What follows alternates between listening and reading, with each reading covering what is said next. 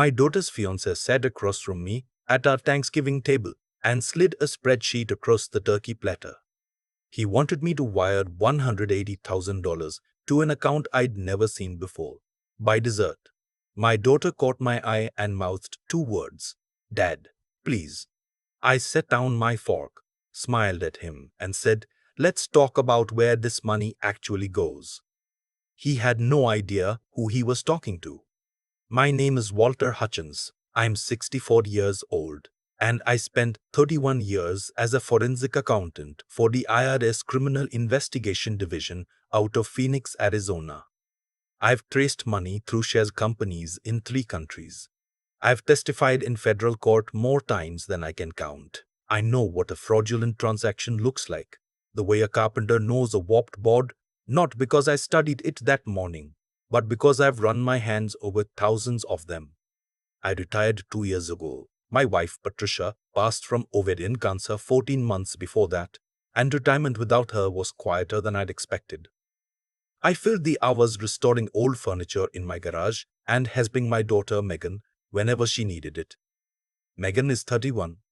She teaches 4th grade in Scottsdale. She has her mother's eyes and her mother's instinct for trusting people who seem kind. That instinct had led her to a man named Faris Albright, 34 years old. Real estate developer, he said. He'd met Megan 8 months earlier at a charity 5K she'd organized for her school. He was charming, well-dressed, articulate. He spoke about community investment and local development, the way politicians do when they want you to stop asking follow-up questions. Megan called me after their 3rd date and said, "Dad, I think he might be the one." I said what any father says, that I couldn't wait to meet him. We met in August. Dinner at a steakhouse in Scottsdale. His handshake was confident. His eye contact never broke. He asked me good questions about my career. Not too many, not too few. He ordered wine he clearly knew well. He paid the check before I could reach for my wallet. On the drive home, something sat with me that I couldn't name. Not a red flag. Exactly. More like the feeling you get when a balance sheet adds up perfectly, too perfectly. Real numbers have friction. Real people have rough edges. Faris Albright was smooth in a way that took practice. But Megan was happy, and I'd been wrong about people before. So I let it go. By October, they were engaged. The ring was large. When I asked Faris where he'd found it, he said a jeweler in Scottsdale. When I asked the name of the jeweler, he said he'd have to look it up. Nobody forgets where they bought an engagement ring. Thanksgiving came. Megan hosted at her condo, the one I'd helped her buy 6 years ago. Faris's mother Lorraine joined us, a woman in her early 60s who wore a silk blouse to a dinner where she knew we'd be carving a turkey. She spoke exclusively about property values and private schools and the right kind of neighborhood, and every third sentence began with "In our family we've always." They arrived carrying a bottle of wine and a manila folder. I didn't notice the folder at first. It sat on the kitchen counter while we ate, while we talked, while the football game played quietly in the background. Megan's friend from work, a woman named Trish, joined us too, and for a while, it felt like a real Thanksgiving. Normal. The way Patricia used to make them. Then Faris cleared his throat and said he had something he wanted to discuss. He picked up the folder and placed it on the table between the cranberry sauce and the bread basket. He opened it to the first page, a printed spreadsheet, 2 columns, dates and dollar amounts, and said that he and Megan had been working with a financial planner on a family investment strategy. And that with my background, he thought I'd appreciate seeing the numbers. The total at the bottom of the spreadsheet was $180,000. He wanted it wired to an LLC account by December 15th, 3 weeks away. I looked at Megan. She was looking at her plate.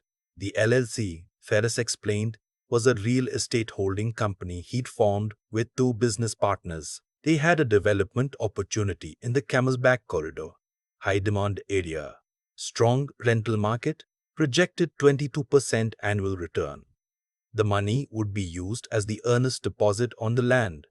If I moved quickly, he said, I could get in at the ground floor. He used the phrase, ground floor, without any apparent awareness of what he was asking me to believe.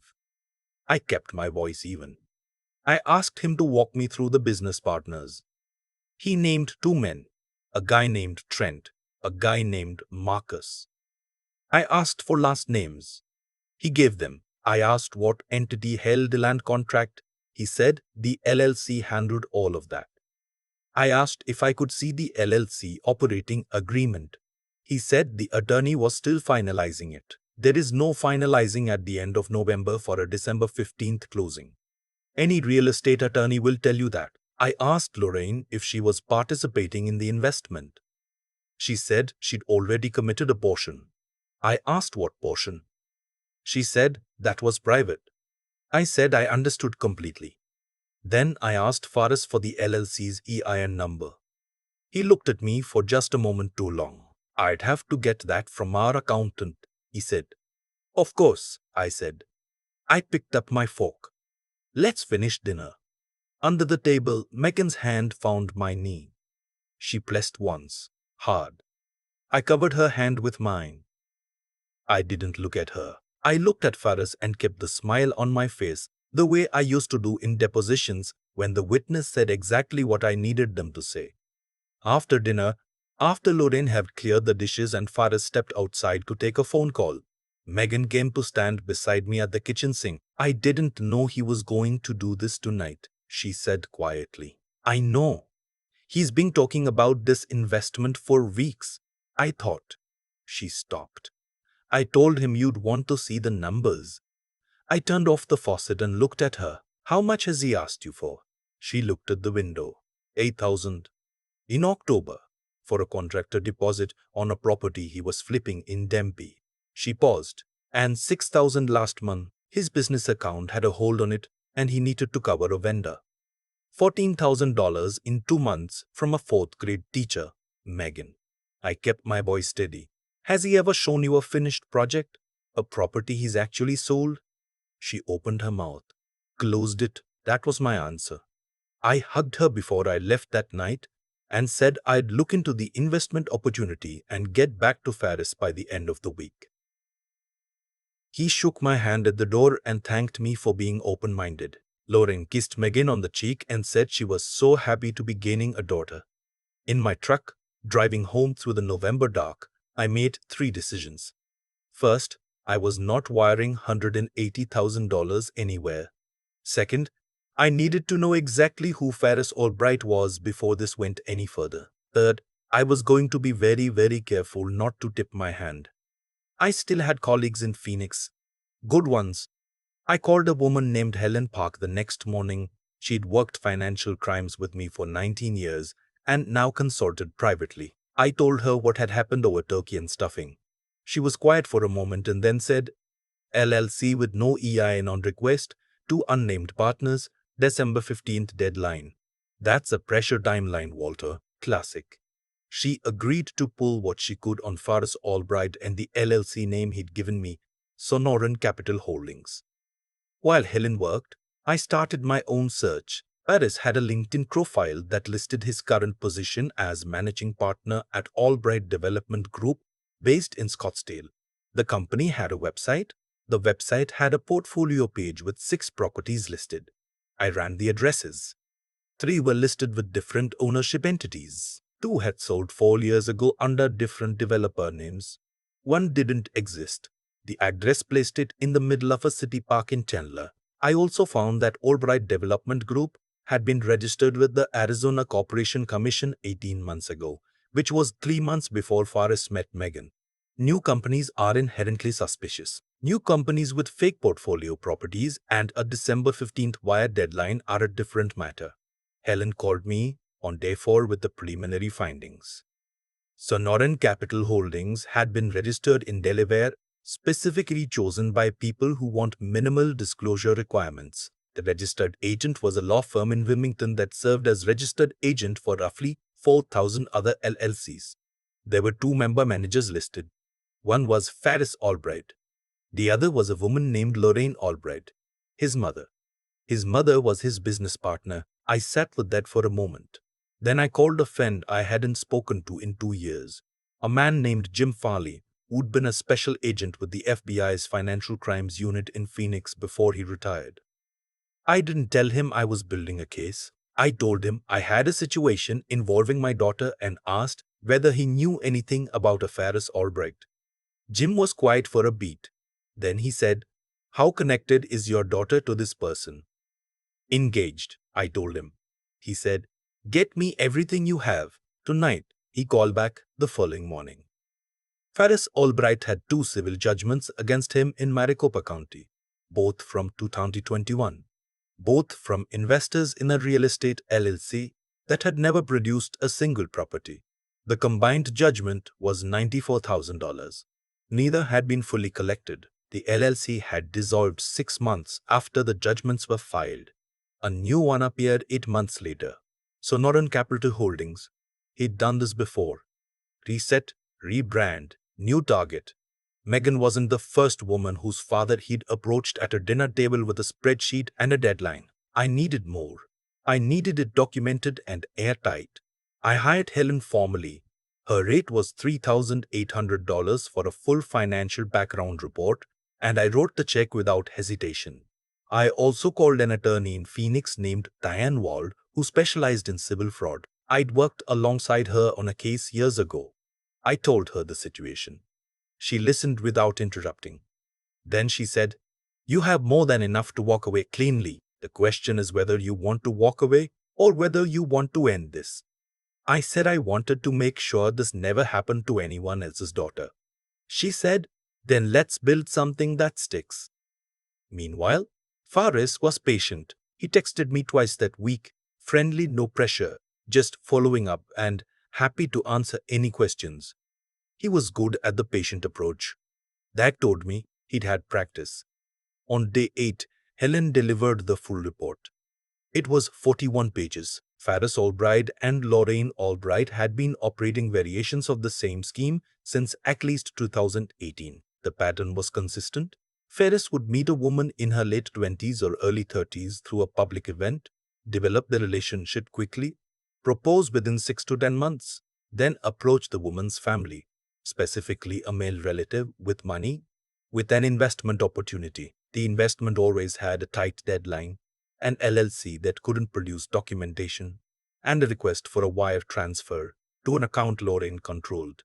When the money didn't materialize, the engagement ended. Ferris would cite family interference as the cause. He'd position himself as the victim. Helen had found 3 prior victims in Arizona alone, one in Tucson, one in Mesa, one in Flagstaff. Combined losses $127,000. None had pursued legal action. One told Helen's contact that she'd been too embarrassed to tell anyone. Another said she'd hoped she was wrong about him until she wasn't. My daughter had lost $14,000.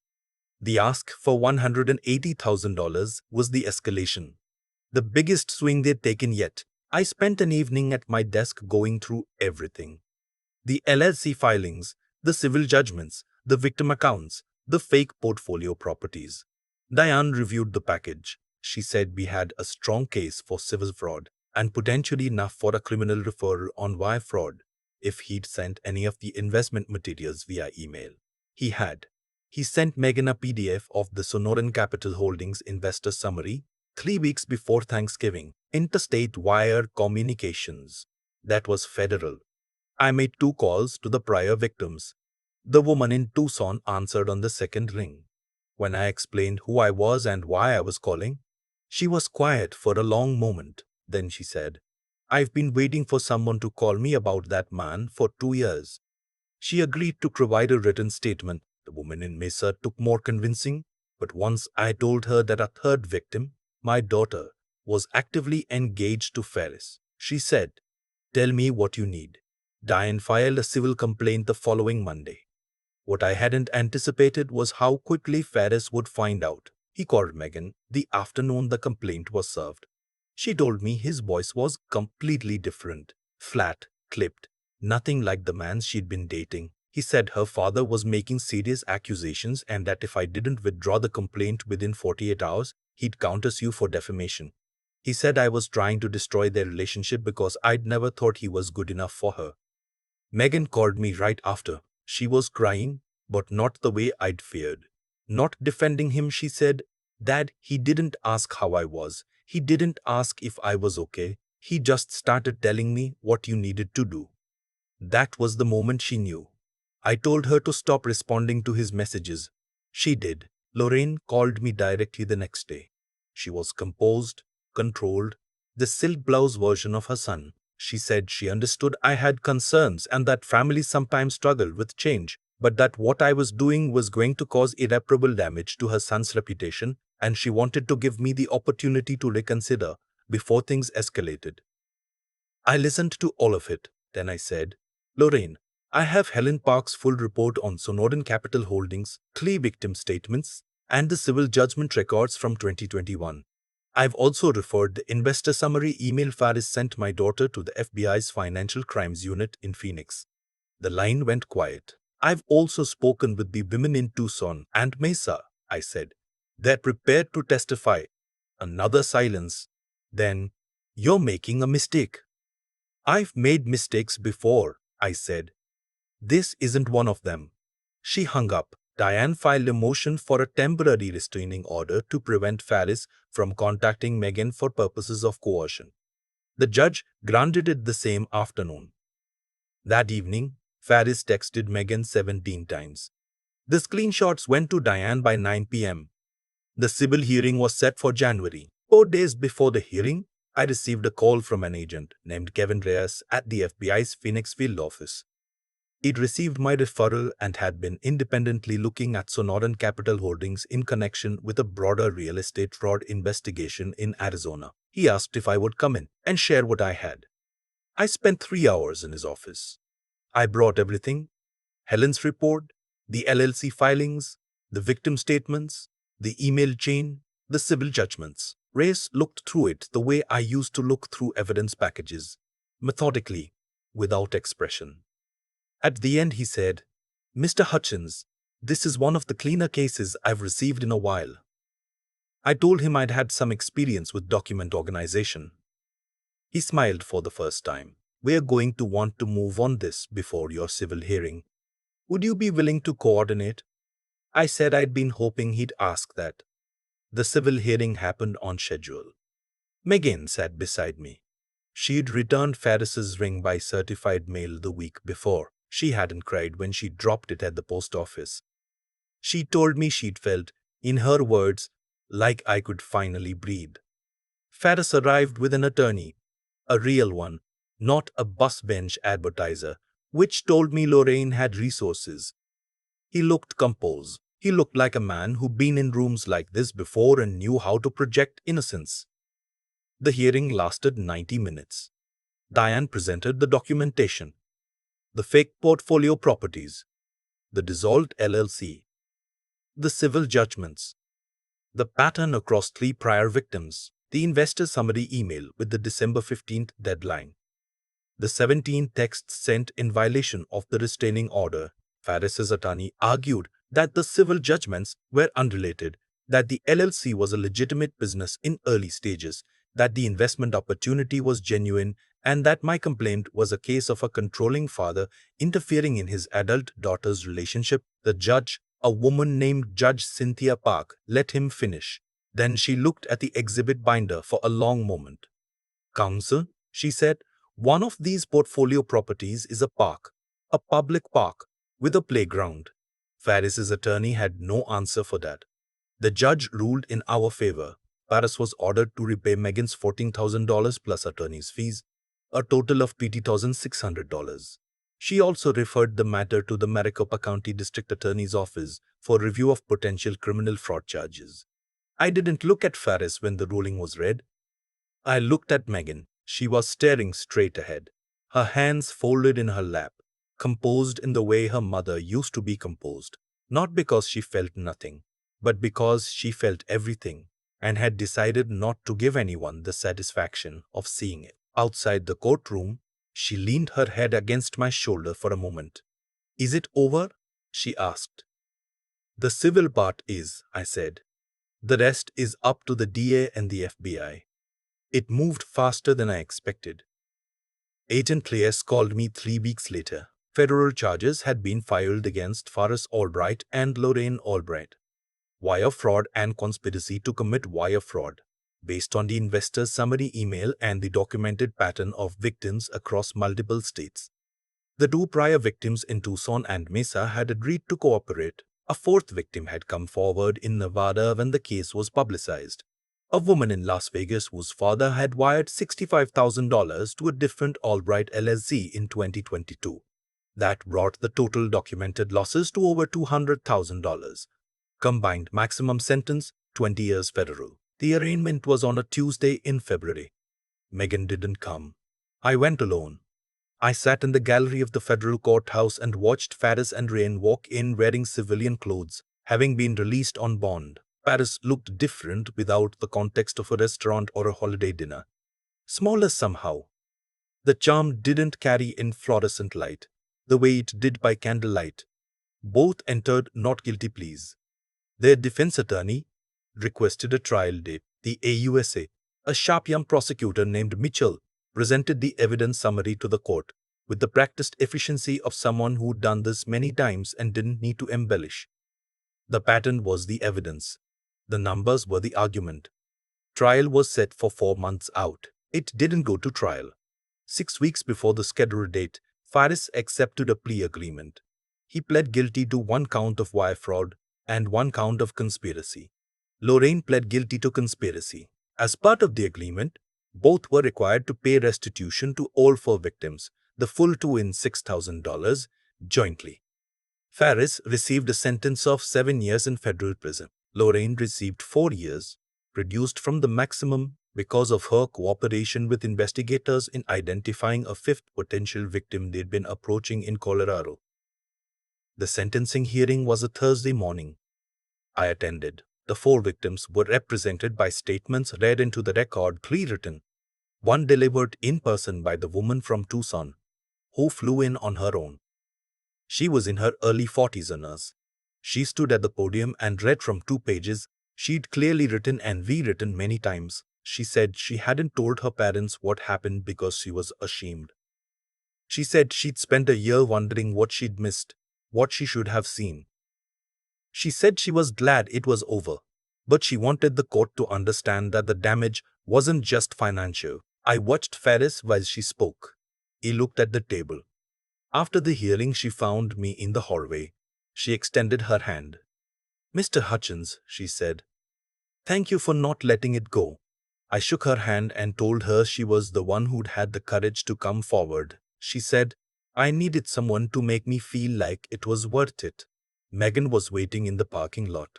She'd asked to come for the sentencing, and I'd said yes. She hadn't wanted to go inside. When I walked out, she was sitting on the hood of my truck in her winter coat, watching the clouds. I told her what the sentences were. She nodded slowly. Then she said, 7 years. 7 years. She was quiet a moment. Mom would have spotted him at that first dinner in August. She probably would have. Patricia had a talent for seeing what she was supposed to see and setting it aside to look at what was actually there. It's a harder skill than it sounds.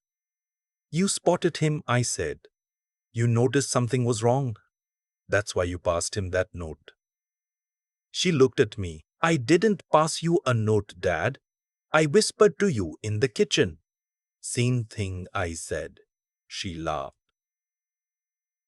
The first real laugh I'd heard from her in months, and it sounded so much like her mother that I had to look away for a second. We got in the truck. She asked where I wanted to go for lunch. I said anywhere but a holiday dinner table. She said that was fair. We ended up at a diner on Camelback Road that had been there since 1987 and made their own pie. We ordered coffee and shared a slice of apple and talked about nothing in particular. Her students, my furniture project in the garage, whether she'd want to come with me to visit her aunt in Flagstaff before spring. She seemed lighter in a way I hadn't seen since before August, like something had been quietly consuming her for months and had finally let go. I drove home that afternoon thinking about the spreadsheet Faris had slid across the turkey platter. $180,000. December 15th deadline. I thought about how many tables he'd sat at before hours, how many fathers he'd looked in the eye and handed that same folder with different numbers on it. I thought about the nurse from Tucson standing at that podium, the woman in Mesa who almost didn't call me back, the woman in Las Vegas who came forward only after seeing the case reported, the people who hadn't been found yet.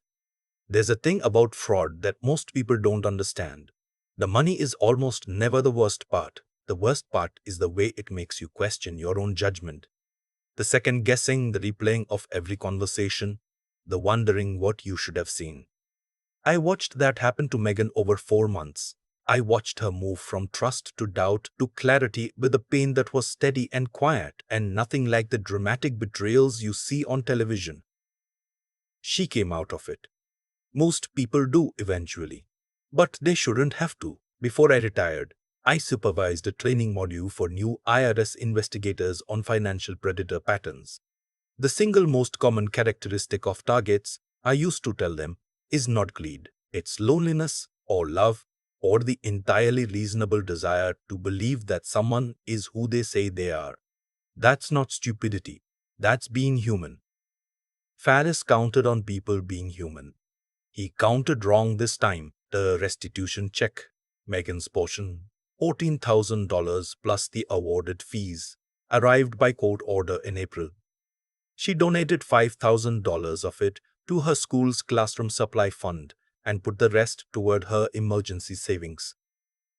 When she told me what she'd done with it, I didn't say anything for a moment. Then I said, "Your mother would have done exactly that."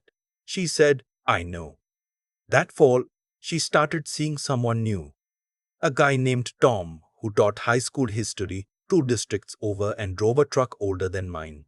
On their second date, he suggested they go to the state fair. She called me that evening and said, "Dad, he wanted to go to the state fair. Like the actual fair, with funnel cake." I told her that sounded right. She said, "Yeah, it kind of does.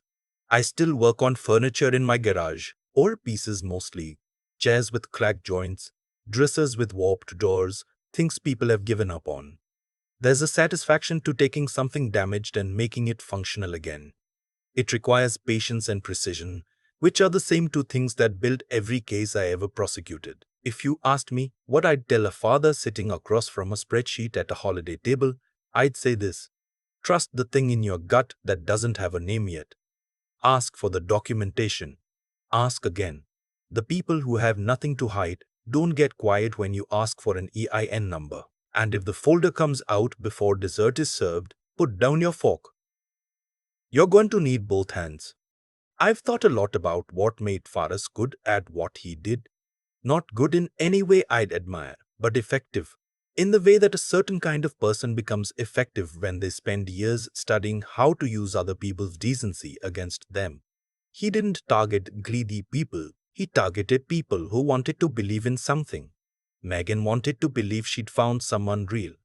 I almost let myself believe it too, because she was happy. And watching your child be happy after years of watching them be lonely is a powerful thing. It makes you want to protect the feeling, even when the feeling is built on sand. That's what I keep coming back to. Not the spreadsheet, not the LLC, not the fake portfolio with a playground where a condo building was supposed to be. What I think about is the 8 months before Thanksgiving. 8 months of Megan slowly pulling away from the version of herself I knew. The one who called me on Sunday afternoons and talked about her students and had opinions about everything. By October, she'd gotten quieter. I told myself it was the relationship deepening, the natural way a person makes room for a new life with someone. I was wrong. She wasn't making room. She was shrinking. That's what people like Faris and Lorraine actually take. Not the $14,000, though that matters. They take the space a person occupies in their own life. And they do it gradually, the way you turn down a dial. So slowly that the person in the room doesn't notice the light changing until it's already dim. What I've learned, not from this but confirmed by it, is that actions accumulate in a direction. Faris didn't end up in the federal courtroom because of one bad decision. He ended up there because of hundreds of small ones, each one made easier by the last, each one requiring a little more dishonesty than the one before. By the time he slid that spreadsheet across my table, he'd long since stopped being capable of doing things any other way. The pattern was the man, and patterns, once they're long enough, become evidence. The same is true in the other direction. The nurse from Tucson who stood at that podium and read her statement, she was there because she'd made a different set of decisions. To pick up when a stranger called, to tell the truth about what had happened to her, even though it embarrassed her. To get on a plane and sit in a courtroom and say, out loud, that she'd been hurt and that it mattered. That took something, not toughness in the loud sense, but the quieter kind. The kind that shows up after you've already been knocked down and you decide that the story isn't finished yet. Megan has that. I didn't teach it to her. I think she was born with it. The same way she was born with her mother's eyes. What I could do, what I tried to do, was show up when she needed backup. That's the job. Not to fix everything, not to see around every corner before she does, but to be there when the corner turns out to be a wall. She's doing well now. She went to the state fair with a man who drives an old truck and thinks funnel cake is a reasonable dinner. That's enough for me. And if I'm honest, the satisfaction I feel about how this ended isn't really about Faris. It's about the nurse from Tucson, and the woman in Mesa, and the one in Las Vegas who saw the news and finally had a name for what had happened to her. They deserved better than what they got. At least they got some version of what comes next. The part where someone is accountable, where the record reflects what actually happened, where the story ends on a true note instead of a convenient one. That's all justice ever really is. Not revenge, not punishment for its own sake, just the truth, confirmed